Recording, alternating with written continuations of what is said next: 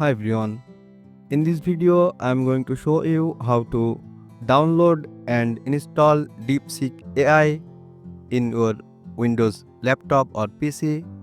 For this, go to Google Chrome,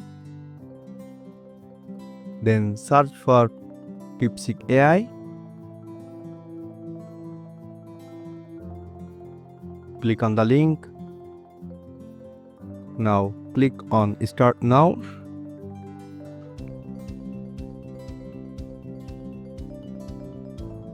Log in with your Google account.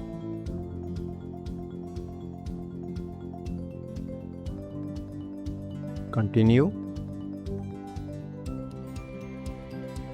Then what you have to do is, in the top right corner, click on menu icon, go to Cast, Save and Share.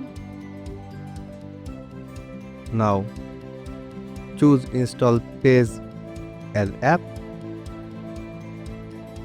Click on Install.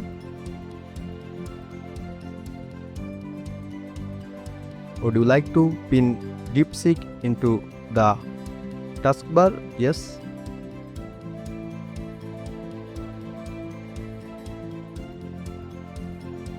As you can see, here is our DeepSeek app.